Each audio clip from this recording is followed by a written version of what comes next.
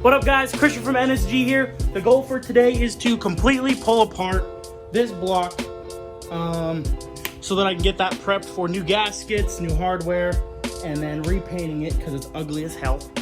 I have help. Lily, she wants to learn how to actually work on cars. She drives a BMW and hates it, so I'm going to show her how to actually work on a car. And then I probably won't get to cleaning the transmission or the block today.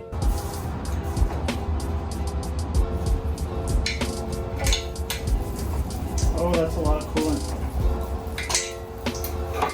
Can I catch it in the box? So I'm pretty sure most of the fluid's already drained out of this, but just to make sure, I'm gonna take the oil pan off first. That way we can get all the fluids drained out and then start disassembling it. So, and just PSA, all of these bolts should be 10, unless someone changed something like this one. That one looks a little bit bigger, but most of them should just be 10 millimeters.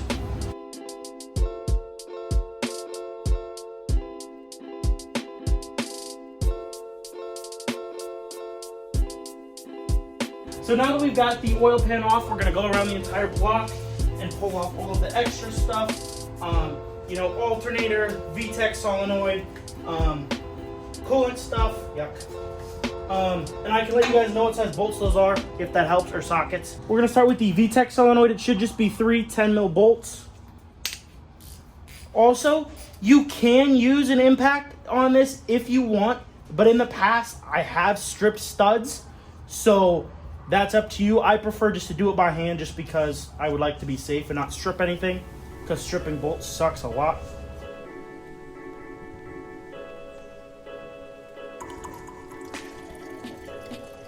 And then there, that should just come off.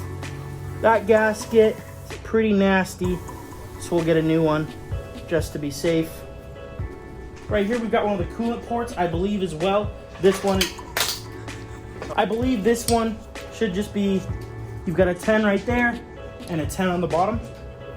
So do the gasket, this one doesn't want to come off. It's not necessarily super necessary, but if you can get it off, it would make cleaning the head easier, but I don't really need to do that, so. And now we've got all this stuff on the back. For the most part, you can leave these lines if you want to. It's gonna make cleaning it a little bit more difficult. Most of this stuff can honestly stay on the bottom of the block. So there are quite a few ways you can pull off your alternator. I'm just gonna see if I can get these 2 bolts off and then just wiggle it out from the belt. For me, the top one's a 12 and the bottom one's a 14. It could be very different for you.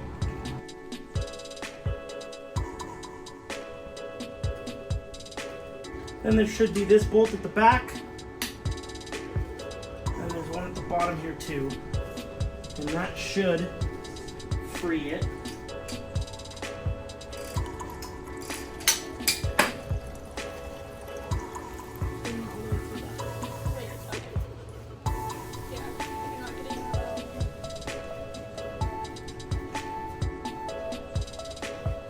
Just got a little rubber bushing. There, we've got the alternator off. Now for ease of use and because I'm going to be fully cleaning and painting this block, I'm going to pull these 2 alternator brackets off. These should all be 14s. Should be 14s.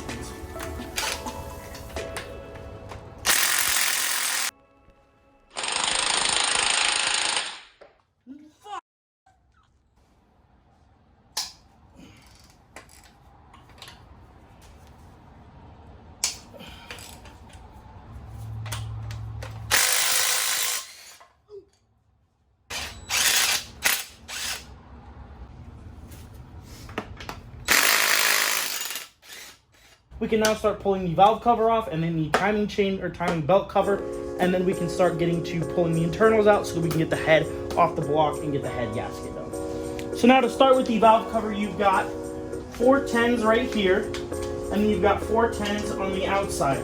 Now be careful with these, don't strip these. If you've ever seen my first video, I stripped these on my old B series and it was not fun.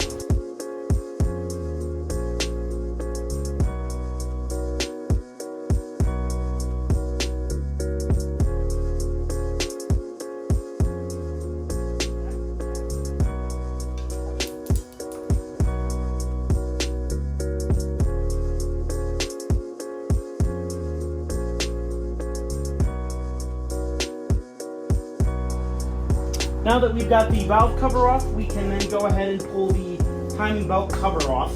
So I believe both of these are 10 mil. That top part should come off. Now this big boy is a 19. I don't know if this is going to be strong enough. PSA, I don't really know what I'm doing. You're learning with me. I've done some of this stuff before. I've never done a head gasket, and I've never had to pull one of these off. So this is all brand new to me. I don't know if I'm supposed to pull a pulley off. When I turn that, it turns the whole thing, which I know you're supposed to get these at top dead center. This timing belt actually isn't in too bad a condition. Yeah, I gotta figure out how to pull this off. Yeah. So we just got back from a buddy's house. Mine wasn't strong enough, so we got that Milwaukee goodness, and that'll just zip this up. No. So now that we've got the crank pulley off, we can start pulling apart the rest of these. He's just zipping her. I think that should be it. Yay, we got it off. So before you go ahead and pull the head off, you want to make sure that your cams are at dead top center, lines meeting in the middle, dead top center before you pull the timing belt off. Please do it, otherwise you'll f*** your shit and you gotta take it to somebody. You don't want to do that.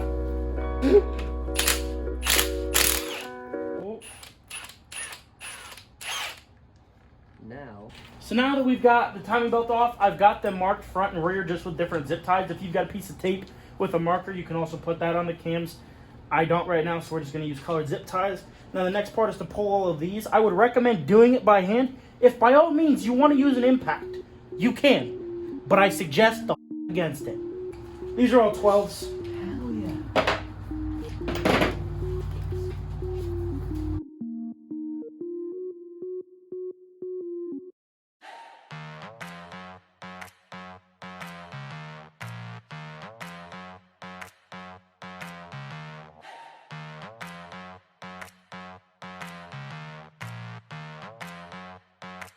So now that you've got those two, I don't know what. Camera hangers. Actually, these are called camera hangers. So now you've got those two top plates off, camera tanners, whatever you want to call them. You can gently tap these if you've got a, mallet hammer, rubber hammer. I don't, so I'm just going to tap it with this very gently. So now you've got all of that done. You want to take these two off. That way the cams can pop off. Those should both be just 10s.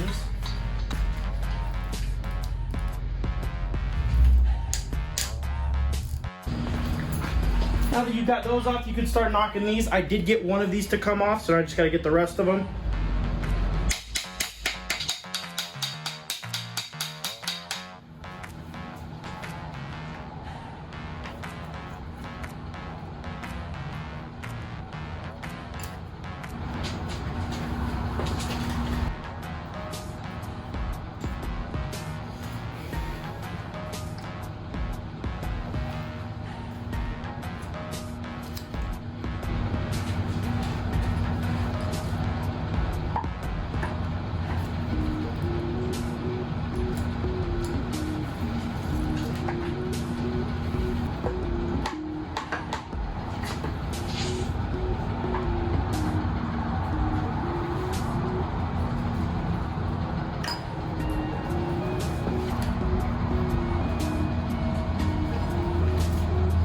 So now that we've got the cams off, everything else off, next is the head studs, head bolts. They should either, if you're stock, they should be a 14 millimeter.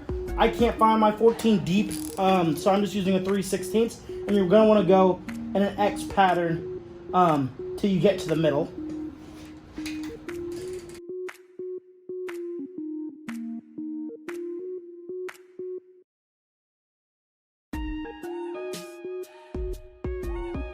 Now once you've got all of those broken, you can pull those off, and then it's time to pull the head off. I'm gonna flip it back upright. I know it's harder for you guys to see, but it makes it easier for me. You're out. You should be good to pull the head. Yuck.